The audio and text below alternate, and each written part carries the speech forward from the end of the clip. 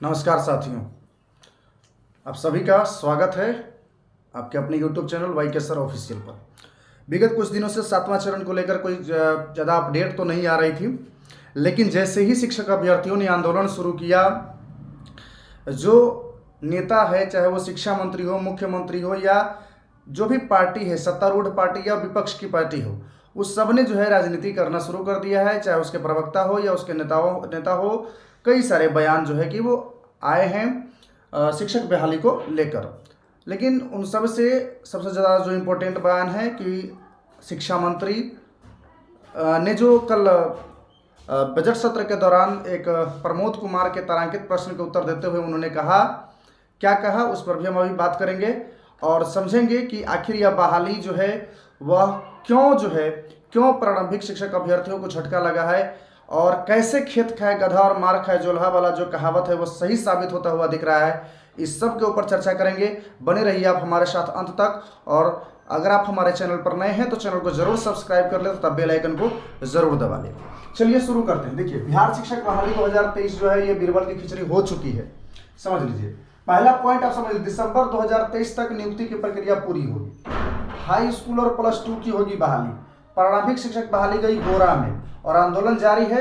6 अभ्यर्थी अभी तक गिरफ्तार हो चुके हैं और आंदोलन को सहयोग करें। इस 5 टॉपिक पर आज हम अपना ये वीडियो आपके साथ कुछ बात करने आए हैं। देखिए, पहली से शुरू करते। दिसंबर 2023 तक नियुक्ति की प्रक्रिया होगी, यानी प्रमोद कुमार के तारांकित प्रश्न का जवाब देते हुए शिक्षा मंत्री प्रोफेसर चंद्रशेखर ने ये बातें कही कि दिसंबर तक जो है वो शिक्षक नियुक्ति की प्रक्रिया को पूरी कर ली जाएगी। तो ये किस में होगी? High school. उसके अलावा उसके बाद जो है कि नवल किशोर जो बीजेपी के जो विधायक है, उन्होंने प्रश्न किया कि क्या यह नियुक्ति की प्रक्रिया पूरी होगी या नियुक्ति पूरी होगी।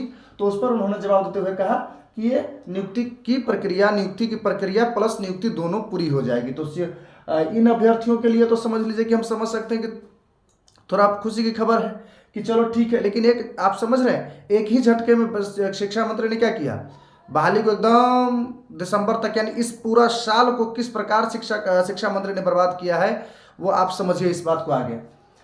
प्रारंभिक शिक्षक बहाली गई गोरा में। अब एक बात बताइए, मतलब वही हुआ ना, खेत खाए गधा और मार खाए जोल्हा। यानी आंदोलन करे हम, आंदोलन कर रहे सीटेट बीटेट पास अभ्यर्थी, मार खाए सीटेट बीटेट पास अभ्यर्थी, और बहाली किसकी आई?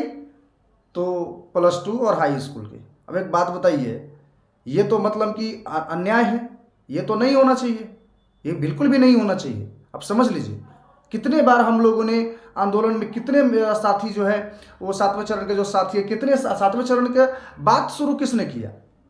सीटेट बीटेट पास अभ्यर्थियों ने। सीटेट बीटेट पास जो अभ्यर्थी थे उन्होंने 7वें चरण के जो प्रक्रिया है उसको शुरू करने की, यानी इसकी चर्चा जो हो रही है, इसकी चर्चा किसने शुरू की? सीटेट बीटेट पास अभ्यर्थियों ने।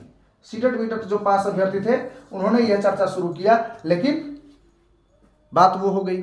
हालांकि मैं इस बात को शिक्षा मंत्री के स्टेटमेंट को, उन्होंने स्टेटमेंट दिया है, लेकिन हालांकि मैं इस स्टेटमेंट को नहीं मानता हूं, मैं इस स्टेटमेंट से सहमत नहीं हूं, क्योंकि आप जो है आप समझ सकते हैं कि इस प्रकार आप नहीं कर सकते। हाँ, इसका एक रास्ता है कि आप नोटिफिकेशन दे दीजिए और बहाली आप ऊपर से करवाइए, ये हो सकता है।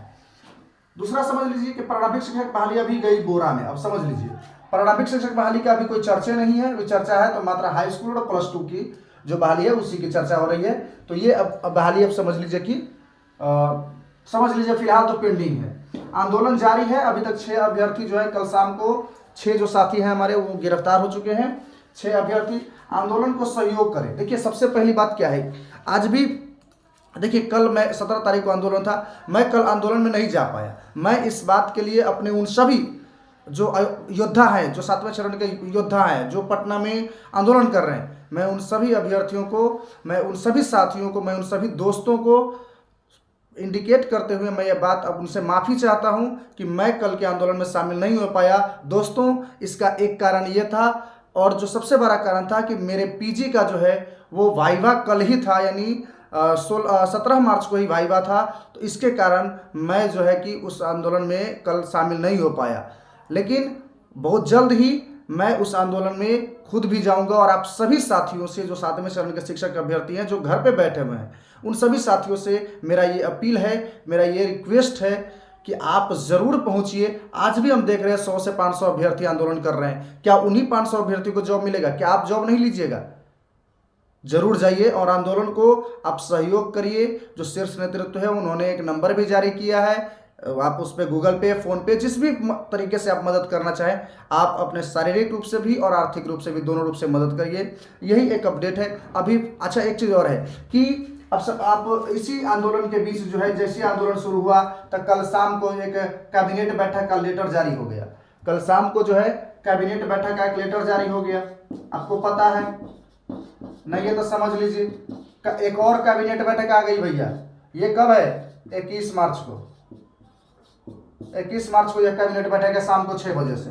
अब देखते हैं, उम्मीद तो नहीं ही है लेकिन फिर भी क्या कर सकते हैं, देखते हैं कि क्या इस दिन होता है, नियमावली आती है या नहीं आती है। इस पर भी अभी तक कुछ भी नहीं है, लेकिन कैबिनेट बैठक है तो ये एक अपडेट है, मैं आपको बता दिया।